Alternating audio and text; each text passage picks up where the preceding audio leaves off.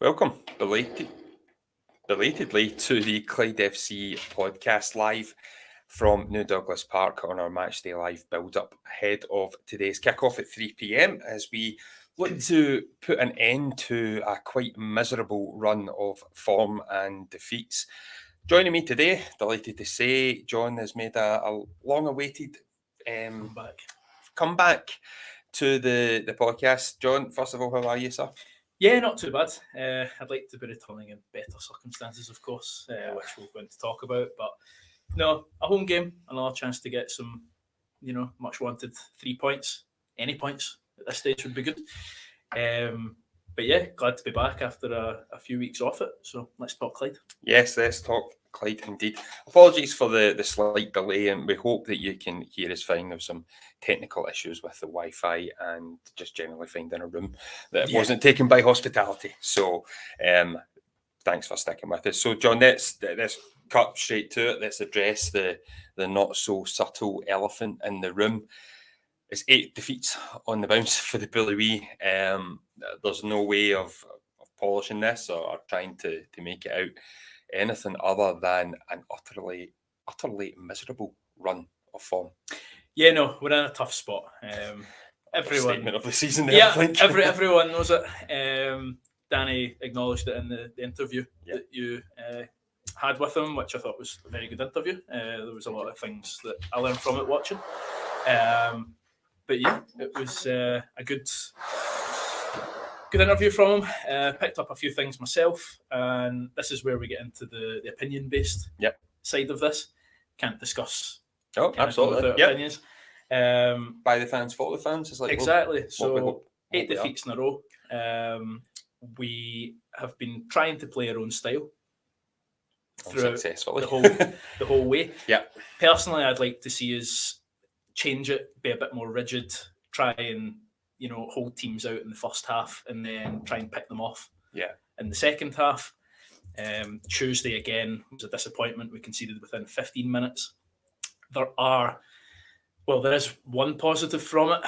I thought at halftime where we hadn't conceded within 5 or 10 minutes straight after it. This is the levels that we're talking about now, and an 8-run loss. Yep. But no, I thought we did okay in the first half. Some individual, not ideal defending. Yeah, I mean it's errors, a tough time, John. It's errors. It has been the crux of the issue at the heart of everything that's went wrong in this horrendous run. There's only so much that obviously the backroom staff can prepare them as best as they can.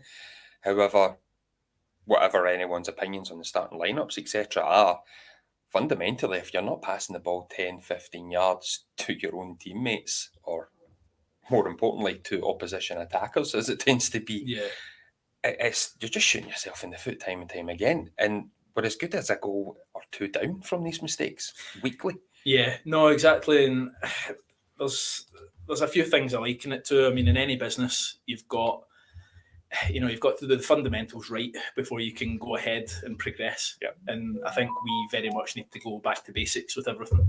We need to be rigid at the back, really stop teams cutting us open from the very start, and then by half time we're out of it. Yeah. We can't do that. We're almost conceding 3 goals a game, Paul. I believe it's the worst run in the managerial career of it was even before the last 2 games. We addressed that obviously on the interview. I think 6 defeats in a row at that point was his worst.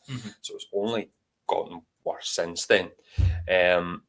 So let's put the question out there to yourself and to anyone in the comments. Obviously, please do keep it respectful. We are an official media outlet for the club, so we can't obviously go 2-footed in. But we want to be honest with our opinions at the same time. Ultimately, we are fans first and foremost. So let's put it out there, and I'll put it to you, John. Okay. How do we fix this? How do we fix it? That's the golden question. That's it. I mean, it's an easy question, John. The floor is yours. I know. I think, obviously today, we're coming in, there's been no changes. I think the talk in the fan base is a lot of the majority. We do think that we need a change. Yeah. Now that comes down to opinions and everyone else. I have seen a shift recently to more of wanting a change. Pressure's on. I mean, the pressure is on. I mean, it's been ramping up. Yeah, it's ramping up because we've at the start of the season, we've brought in our players, first choice players. They came in and we started really well, and then for whatever reason, it's just went wrong, and it looks like a mentality issue. Because even on Tuesday, I was speaking to you after the game, and there was instances where players are losing second balls that they just shouldn't be. I mean, 30-yard head starts to the opposition, and the opposition's getting it. Where's the fight in that? I would challenge that and say that it wasn't second balls, John. The couple of instances Tuesday night, even last week, where we should have been possession of the ball, but for one reason or another, we're not. But from a fan perspective, when you're in the stand, and this is again just purely opinion, it can come across as a lack of effort. Yep. It could be not reading the game. It might be more that. I would like to hope that it's that, and that they're not reading the game. But that can't happen. What we were seeing in the early parts of the season, and it was why the first 3 games were so successful, again, with a wee caveat to that 5 minute of madness against Peterhead that stopped us being 3 from 3. Through the game away, didn't we? We did, yeah. I think Danny Lennon had said we had won the game. We did, and unfortunately, gave it away. It would appear that, unfortunately, a couple of us thought that on the park too. Yeah. Now, Danny mentioned the mentality of the players, and he's looking to see what this current group have.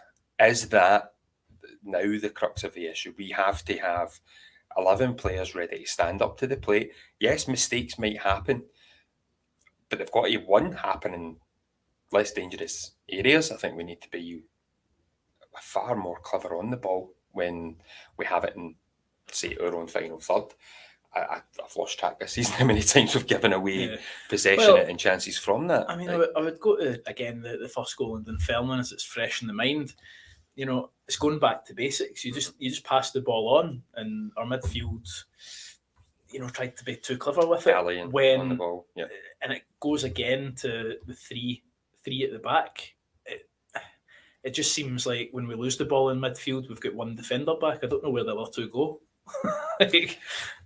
That's from a fan perspective, It's the system doesn't quite work for me.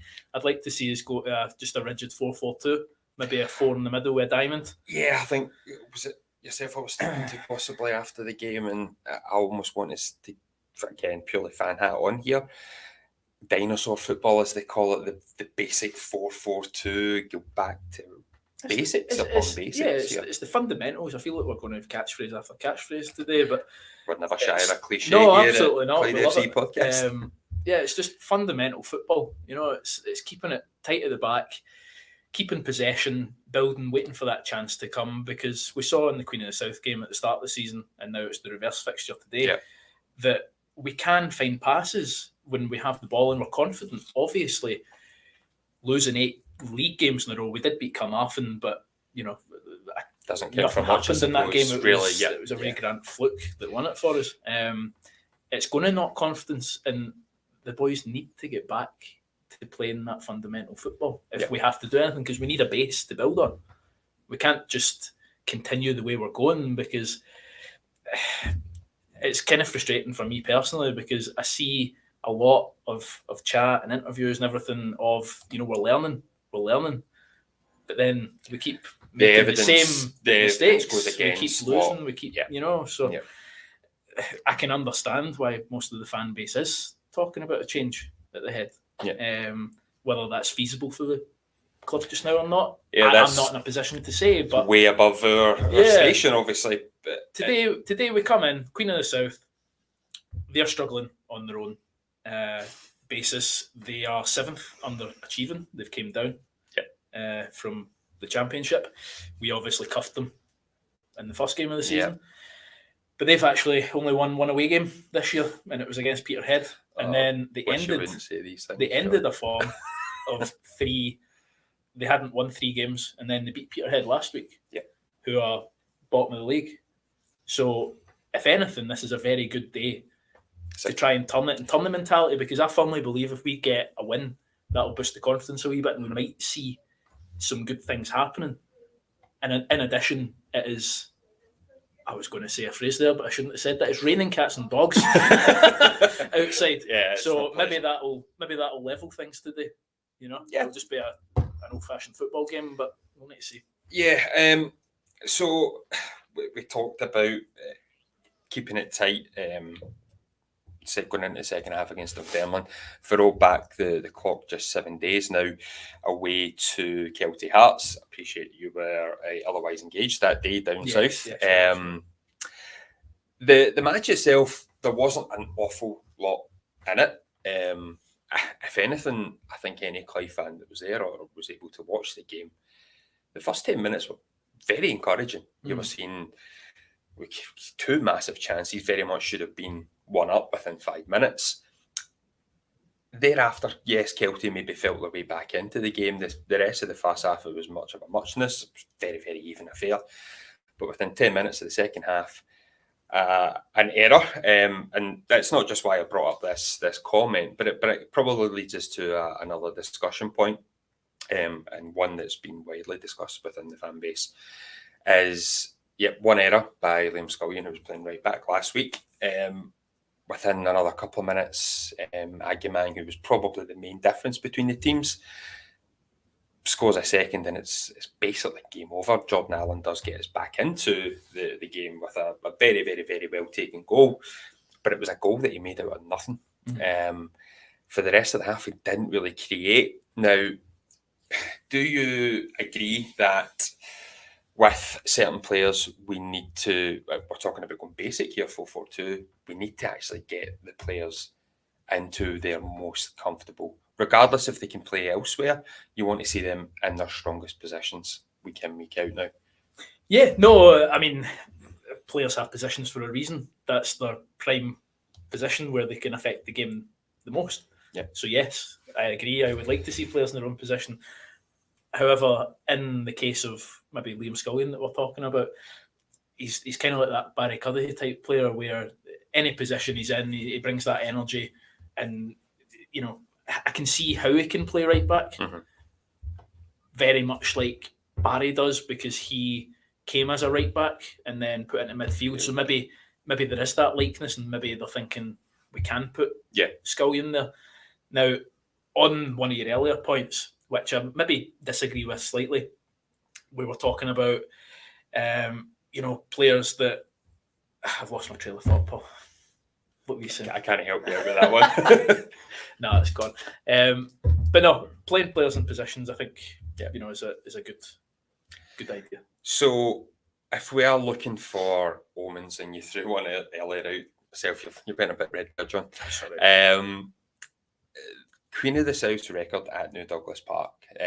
You said they have struggled on the road this season, but this isn't a ground that holds a particularly good track record for them. They have only won once since 2006, and that's over the course of, I believe, 18 games. Yeah. Only a couple of draws in that time. Now, do you believe in sometimes a ground just doesn't work when you go there? We have a terrible record at Peterhead, for example. Can we look to use that, try and a mentality aspect of the opposition that we can take advantage of? Or am I grasping for straws here? I think you're grasping for straws. That's fair enough. I agree. I think it's a mentality thing. I mean, with the Peterhead example you bring up, it definitely is a mentality thing, because if we've not won and it's a long journey up, that gets out the players' minds, and they maybe don't take risks that they maybe normally would. I feel just now we are taking a lot of risks, which are causing us problems. But no, I'll take anything we can get to try and advance our league record. Just anything at the moment. Let's hope that does, happens. and we don't want to come across. I mean, it's getting desperate now. I mean, I don't think we can say it any other way. We are now at the stage of being desperate for points, or we risk being not just cut cut off from the middle section of the league, which is where we were hoping to try and nestle ourselves in, especially after the first few games of the season. We are in very, very grave danger of being cut adrift from even 8th, and that's when it becomes a real risk. Now, you don't need to tell Danny and the players that. No. They'll be acutely aware of it. That will have its own pressures, but at the same time, they have to use that. I think this time last year, very similar discussion, albeit not the same amount of defeats, but we were going through a very, very tricky spell. We had the cup defeat, which was obviously very, very poor. But there was almost a siege mentality that I think got the players through that. Now, Danny mentioned it himself, and I do believe most fans would agree that 1 to 11, with the exception of maybe 1 or 2 players, and I don't think we need to say who that is in particular. There was one standout player last year and for recent years. But 1 to 11 on the whole, we are stronger as a team. Undoubtedly. Yeah. So there's no reason why these players can't get results in this league if a slightly lesser squad last year did the same. Yeah, but that's where the concerning thing comes, Paul, because we're saying that the squad's better, but we're not seeing the results. Yeah. And, we can sit here and say we're in League One and the standard's gotten better, but at the end of the day, the club wants to progress. Yeah. The club doesn't want to stagnate. Yeah. So we want to see better things being done. I know we can talk all day about budgets and how much money we've got available, but at the end of the day, we've got to make the most of what we've got and find a way to win and squeeze every. Or else it's not going to work. Yeah, you've got to squeeze the value out of every penny. Yeah, at whatever level you're at, and ours is no different. Oh, sorry, Martin, I just brought up your comment there. He wants a marquee size jacket just like yourselves. I'll be prepared to wait a wee while. No comment. Okay, John. Next, we'll look ahead to the actual today's game. We'll go for predictions, or I'm not predicting. That's not. You know my predictions. They just go against everything. Well, let's go. What's your preferred lineup today? If you're Danny, you're in front of the guys today, and you can be honest. Obviously, you don't need to give us reasoning, but if you were to pick 1 to 11, what you're going to do? To be honest, I'd like to keep some consistency because I feel that's something that we've not had. Yeah, we've been chopping and changing too much, in my opinion, and it is. Sorry to stop you there, John. Then, do you think that that's another part of the wider issue in this run? I think it is because it's an entirely new team, right? And we've had the pre-season, we had the League Cup games, etc. But we brought players in during that. Yeah. Players were injured. We had a flying start to the season, of course, but the players have got to have time to gel. And you've got to have a settled starting 11. Yeah. Now, if you're telling me that a quarter of the way through the season, we still don't know what our best 11 is, because I still think there's players that can chop and change. Yeah. And that's not strength and depth. That's not knowing who would start. Yeah. Okay. Strength and depth is who's coming off the bench. You've got your 1 to 11. Who can? Yeah. I couldn't give you my preferred 1 to 11 right now because I don't know who's settled in that team. What I can tell you is I'd prefer 4 at the back, a 4 diamond in the middle, and 2 up top. Which is, I think, what we were doing at the start of the season. Yeah. And the positive up front is that we've got Jordan Allen and Ross Cunningham both on 5 goals. Ross has went off the boil a little bit. Hopefully we can see him back amongst the goals today. But we are scoring goals. Yeah. But we're conceding too many. Yeah. So there are action areas that we need to address. Yep. For me, that's, and many fans, it's the defence. Mm-hmm. But also keeping the ball in midfield and making the right passes. Countless times when I'm out there doing the commentary and watching the games, there's too many times where I've seen the pass. Now, I can easily say that from a high standard, right?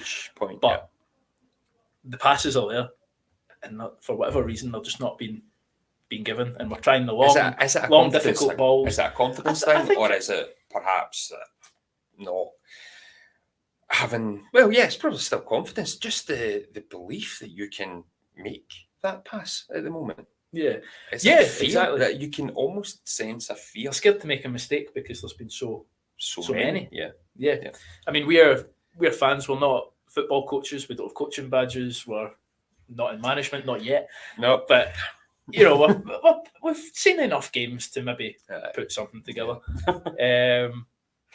But But no, that would be my preferred lineup. And then there are positions the media spoke about after games where there's maybe not amazing options. But that's what we've got, so we've got to. Yeah, and at the moment, you're looking again. I think Paul Kennedy might be injured. He on the whole, I think, looked pretty decent in left back. I think he's a central midfielder by trade. Barry did come off on Tuesday night. Possible concerns. I'm not sure if he'll be fit today. He did seem to kind of gesture that it was his hamstring. So not ideal. It's not ideal at the moment. Earlier in the comments, I believe someone did mention not having, it was Stuart Payton, Connor Duthie. Connor is hopefully on his way back to fitness. He is a big miss. Danny touched upon it. He was a big part of how we were looking to play. But we don't have him just now, so we need to work around that. I think what Connor gives as well, it's natural width, because if you look at that squad just now, who's given us we don't. Natural width? At the moment, we're having to play Mo Gomez on the left side. And maybe that's why we're playing with wing backs, and maybe that's why we're continuing with that, because we have to keep the width, because we don't have anything further up the pitch yet. So do you think that our forward line are getting enough chances? I know we are scoring goals. We're getting goals, but I don't think we're creating enough at the same time.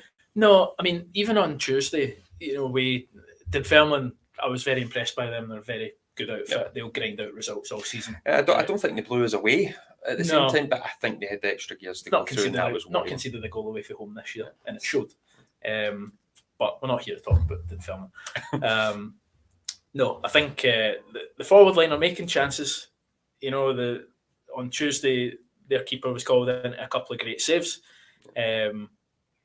One from Jordan Allen, I believe. Yeah, Ross Cunningham. But from my earlier point, which I forgot, which I've remembered now, if we make a lot of chances and week on, week out, we're saying that we're making chances and we've been good, we've just lost. How long can we keep saying that before it's a problem? Because it is frustrating for me listening to that 5-6 games after it, because I like to solve problems. I'm a problem solver in my own work, right? Process improvement, etc. After 6 times saying that, you've got to look at the root of the problem. You've got to do some analysis on it, because you can't keep saying the same thing. That's just my personal opinion. And unfortunately, we're having to say the same thing as well, coming on the show weekly. We hope that next week... As a trolley cart goes past. Unfortunately, we are... We're in the depths of New Douglas Park. Unfortunately, we are stationed elsewhere today, and I think we're right next to hospitality. So, unfortunately, you might hear some food getting mailed by. See if we can get something free. Just quickly, there is an owners meeting this Thursday. I do believe the deadline was Friday to get your ownership in and approved. So if you are an owner, there will be, if you can't make the game, there will be a Zoom access That's good. for that. So hopefully all owners can get involved and get an update on the relocation. I believe a wee bit on finance, and more than likely I do believe the footballing department will come into things, and hopefully Danny and the boys can get the 3 points today to hopefully just take a wee bit of edge off of that part of the discussion. Hopefully, I believe the owners meeting was scheduled around the relocation and other things in the club, but due to the recent results, it's going to be very football focused. So if any of these are owners, make sure you go down and get your questions answered. Get involved. It is your club. You've got to have your say, ultimately. I don't have any other announcements, John. Nothing for yourself. The stream today, for any of our overseas viewers, they can hear your dulcet tones from 3 onwards. Yes, so we've got our subscriptions that are still available. We've got 30-day subscriptions to the live streams for overseas.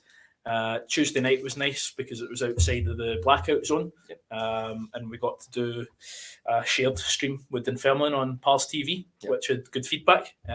So we're going to look to do that throughout the season. Numbers were good as well, I believe. Yeah, I think it was over 300, which was great. As we continue to battle against the difficulties of streaming in the UK. But yeah, we'll keep going, and hopefully everyone's enjoying it. But yes, you will hear me today, and hopefully the video of my crossbar challenge on Tuesday doesn't get leaked.